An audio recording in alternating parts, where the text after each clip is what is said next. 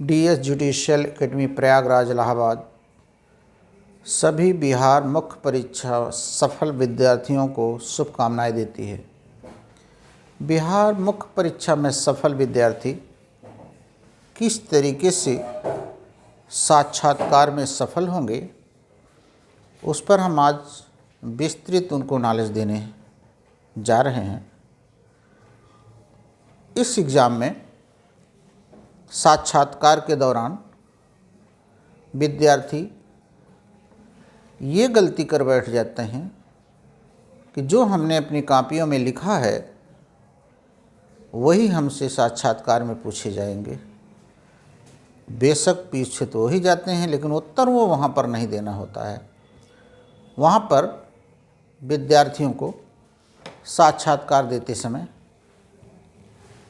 हर प्रश्नों का उत्तर संक्षिप्त में देना होता है। ऐसी जगह पर उनकी बौद्धिक क्षमता, तार्किक क्षमता, निर्णय लेने की क्षमता, किसी विषय वस्तु पर ब्यौरेवार वर्णन, जिस सर्विस में आप जा रहे हैं उसमें आपकी उपयोगिता, इन सभी चीज़ों को परखा जाता है। साथ ही साथ कानून का ज्ञान ये परखा जाता है। प्रॉब्लम के माध्यम से विभिन्न परिस्थितियों में किस तरीके से किसी समस्या को आप हैंडल करेंगे, ये परखा जाता है। विभिन्न विषयों को, चाहे वह कंपलसरी सब्जेक्ट हो, चाहे वह आपका ऑप्शनल सब्जेक्ट हो, या चाहे वह समसामयिकी हो, सभी प्रश्नों को छोटे छोटे आपके सामने प्रस्तुत किए जाते हैं और उन प्रश्नों को आप किस तरीके से संक्षेप में उत्तर देते हैं, ये देखा जाता है। धाराओं का बहुत विशेष महत्व इसमें नहीं है, केवल प्रश्नों का उत्तर साक्षात्कार में आपको देना है। साक्षात्कार के समय किस तरीके से आप बैठेंगे, किस तरीके से आप अभिवादन करेंगे, आप दोनों हाथ चेयर पर बैठते समय कहाँ पर रखेंगे, किस बोर्ड के किस मेंबर की तरफ कब देखेंगे, अभिवादन सब पांचों मेंबर पर एक साथ करेंगे कि अलग अलग सबको करेंगे, हिंदी में बोलेंगे कि इंग्लिश में बोलेंगे, इन सभी प्रश्नों पर हम अपने मॉक में, अपने क्लास के माध्यम से बता रहे हैं। आपको बता दें, ऑनलाइन जितने विद्यार्थी हैं, कहीं से भी जो अपनी तैयारी साक्षात्कार की कर रहे हैं, ऑनलाइन आप हमसे जुड़ सकते हैं। ऑनलाइन के लिए मात्र 1000 रुपये आपको जमा करना पड़ेगा। 1000 में हम आपको इंटरव्यू के बारे में संपूर्ण जानकारियाँ समसामयिकी का बता करके फिर आपको मार्क लेंगे।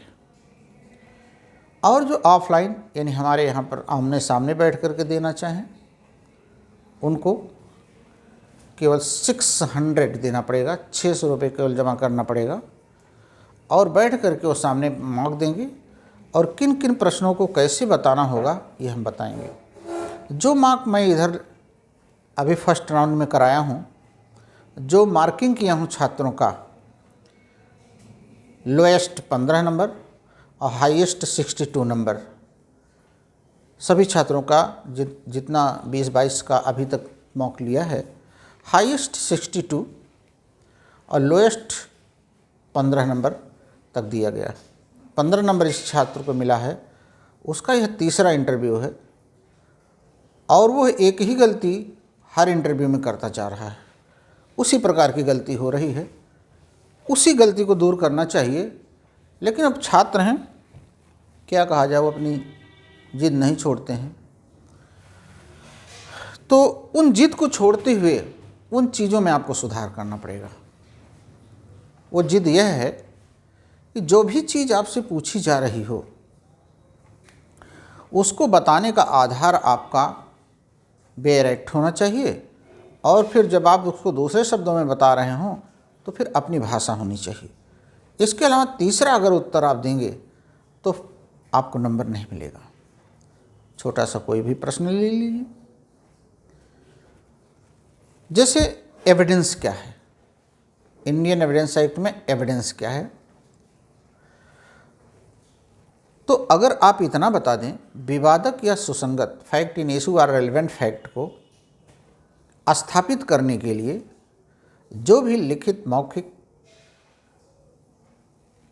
इलेक्ट्रॉनिक रूप में विषय वस्तु न्यायालय में पेश किया जाता है उसे ही हम साक्ष्य कहते हैं। विवादक या सुसंगत, रेलेवेंट और fact in issue, relevant fact और फैक्ट इन इशू को साबित या ना साबित करने के लिए जो भी विषय वस्तु न्यायालय में पेश किया जाता है, चाहे लिखित हो, चाहे मौखिक हो, चाहे इलेक्ट्रॉनिक रूप में हो, उसे ही हम साक्ष्य कहते हैं। ये बातें आपने बताई तो सही है। इसके अलावा अगर आपने कुछ और बताया, हो सकता सही हो, लेकिन ये चीज़ें उसमें आनी चाहिए कि फैक्ट इन इशू या रेलेवेंट फैक्ट पर ही सारे साक्ष्य दिए जाते हैं और जितने भी साक्ष्य होंगे वह या तो ओरल होंगे, या तो डॉक्यूमेंट्री होंगे, या इलेक्ट्रॉनिक रूप में होंगे। ये बातें उसमें आनी चाहिए। इसके अलावा भी बहुत सारे एविडेंस हैं जो रियल एविडेंस होते हैं। चाकू, भाला, गड़ासा, डेड बॉडी, या इसी तरीके से लाठी, लेकिन इतनी लंबी परिभाषा वहाँ देने के आपके पास अवसर नहीं रहता है। फिर आपसे समस्याओं पर आकर के प्रश्न पूछे जाते हैं, प्रॉब्लम्स के बारे में प्रश्न पूछे जाते हैं। जैसे अगर कोई मर्डर कहीं पर हुआ है, मान लीजिए पटना जंक्शन के सामने कोई मर्डर हुआ है और उसमें पकड़े जाने वाले जिनका नाम जद है वह एक यक्स नामक व्यक्ति है। एक्स नामक व्यक्ति एफआईआर में लिखा गया है। एफआईआर में लिखाए गए एक्स नामक व्यक्ति का कहना है कि हम हत्या के समय बम्बई ताज होटल में थे, लेकिन वह अपनी बात को साबित करने में असफल हो जाता है। क्या वह प्राइवेट डिफेंस ले सकता है? यद्यपि दोनों बचाव एक दूसरे के विपरीत हैं। इस तरीके से प्रॉब्लम आपसे पूछी जाती हैं। इंडियन एविडेंस एक्ट की प्रॉब्लम बना करके पूछी जाएंगी। फिर डाइन डिक्लेरेशन पे प्रश्न पूछे जाएंगे। डाइन डिक्लेरेशन क्या है? तो आप छोटे शब्दों में उनका उत्तर देंगे कि कथनकर्ता का वह कथन जिसमें उसने अपनी मृत्यु का कारण या समव्यवहारिक दशाओं को बताया हो जिसके फलस्वरूप उसकी मृत्यु हुई हो, वह मृत्युकालिक कथन है। जुडिशियल नोटिस क्या है? कथनकर्ता जुडिशियल नोटिस क्या है? तो आप बताइएगा, न्यायालय के समक्ष सभी विषयों को मौखिक दस्तावेजी साक्ष्य से साबित किया जाता है, लेकिन कुछ विषय है जिसमें आपको पेश करने की जरूरत नहीं है, न्यायालय उसे अपने आप साबित मानेगा। इन्हीं तथ्यों को हम जुडिशियल नोटिस कहते हैं। 56 में इसका वर्णन है, 57 में इसकी पूरी लिस्ट दी गई है। इसी तरीके से इंडियन कॉन्स्टिट्यूशन में आपसे प्रश्न पूछे जा सकते हैं, जिसमें अगर आपको गवर्नमेंट सर्विस में लिया जाता है तो आप गवर्नमेंट सर्वेंट होंगे, और अगर आपको नौकरी से हटाया जाए तो अपनी सुरक्षा आप कैसे करेंगे? क्या कॉन्स्टिट्यूशनल प्रोटेक्शन आपको दिया गया है, या क्या प्रोसीजरल प्रोटेक्शन आपको दिया गया है? इसका मतलब आपसे वो 311 और 310 पूछना चाहता है, यानी प्लेजर, और 311 नेचुरल जस्टिस। इंडियन कॉन्स्टिट्यूशन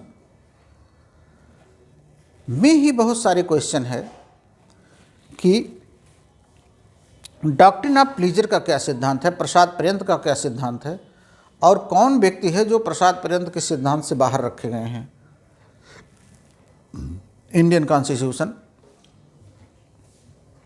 कैसे कह सकते हैं कि जुडिशियरी सुप्रीम है? ऐसे प्रश्न पूछे जा सकते हैं।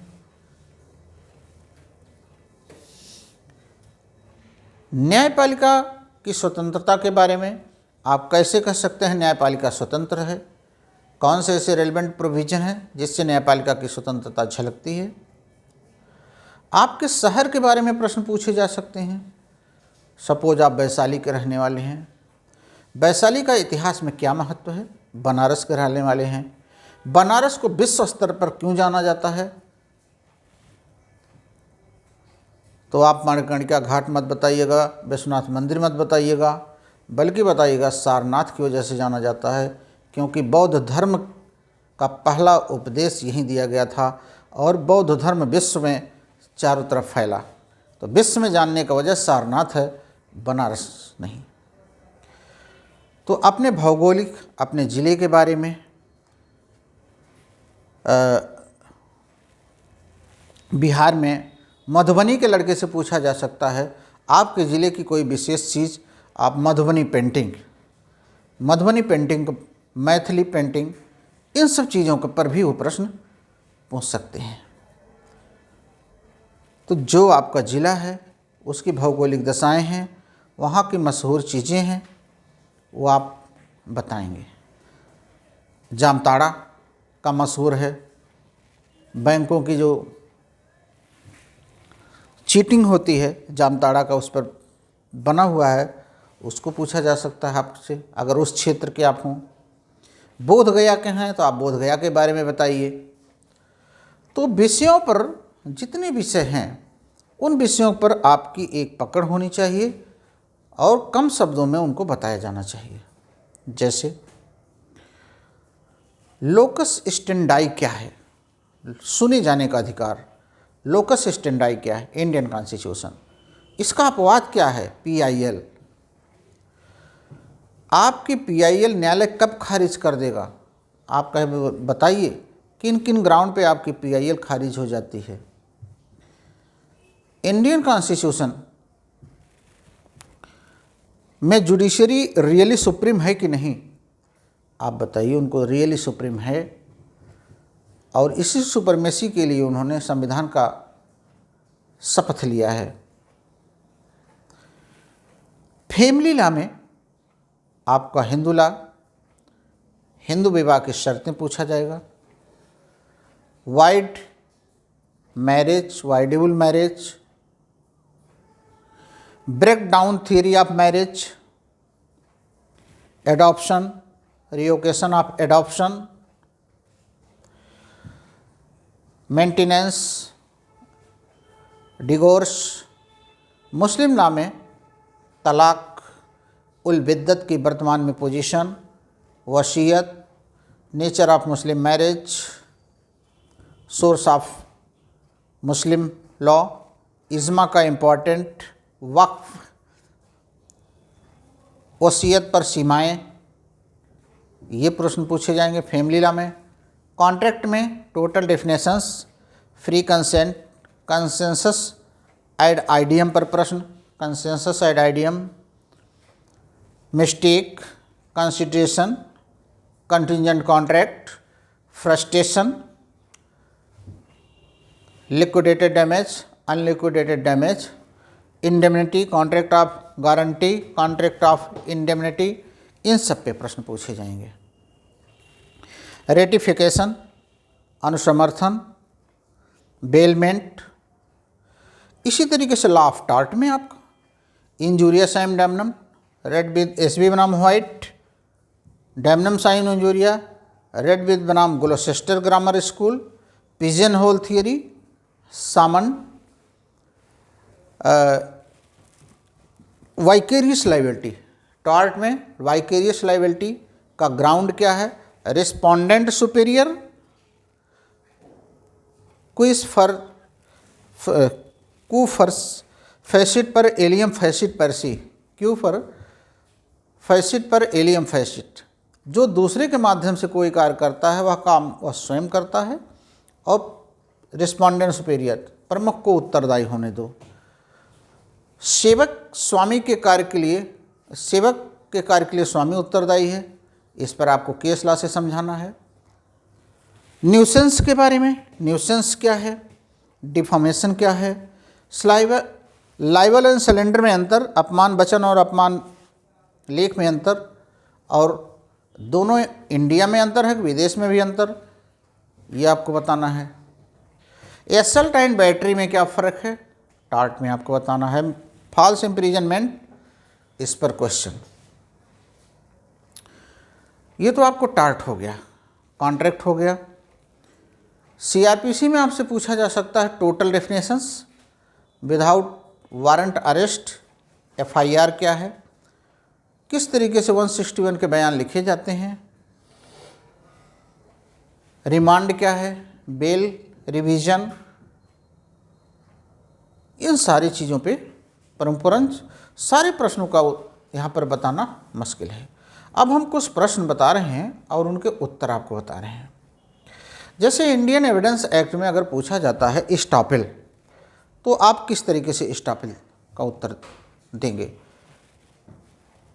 जब कोई व्यक्ति किसी विषय वस्तु पर कोई कथन करता है और दूसरा उसको सुनकर उस पर विश्वास करके अपनी परिस्थितियों में चेंज कर लेता है, तो पहले व्यक्ति को अपनी बात से पीछे नहीं हटने दिया जाएगा।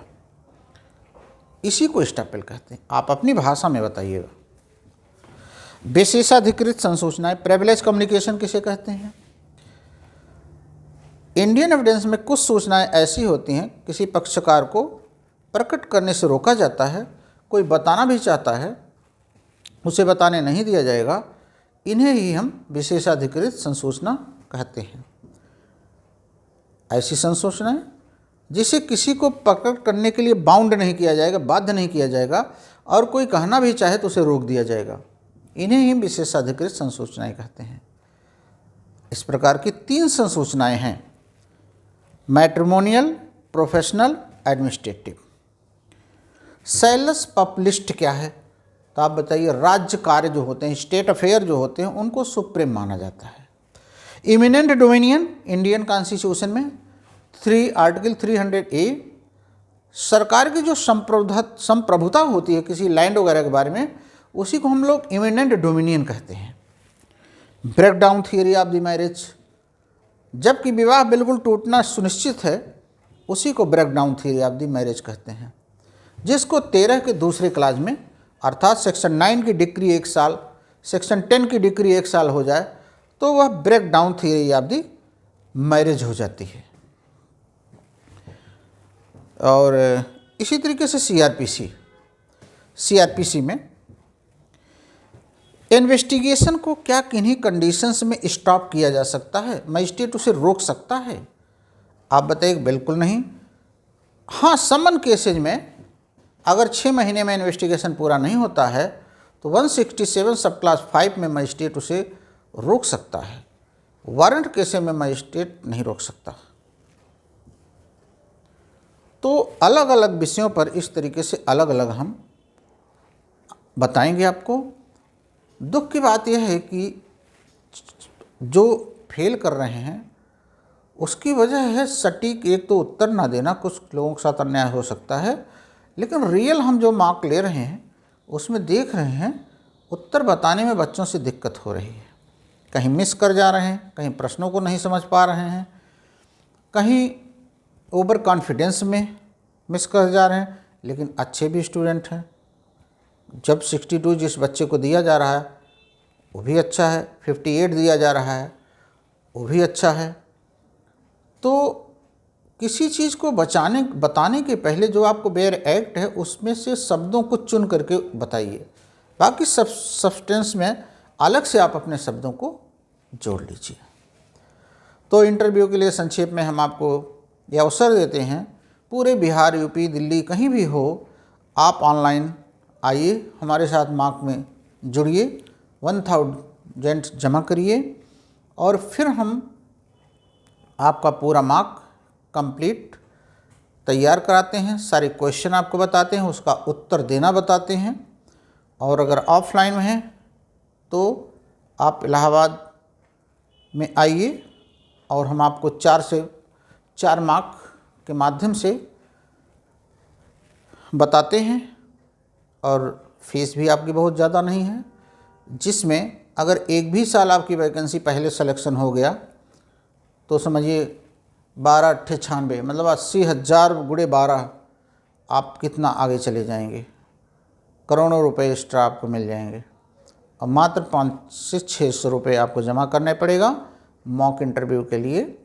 ये छूट हम आपको 2 मार्च से दे रहे हैं कि 2 मार्च से जो भी आपका मॉक आपको देना है, अगर ऑफलाइन दे रहे हैं तो उसके लिए आपको 600, ऑनलाइन दे रहे हैं तो 1000, जिसमें आपको हम 4 मॉक कराएंगे और एक समसामयिक की क्लास देंगे जिसमें लीगल जीके बताएंगे, लीगल लॉ बताएंगे, कौन कौन से कानून 2019 से अब तक बने हैं, 2020 और 21 के केसेस क्या हैं, आपको इन्हीं पैसों में ये भी बताएंगे।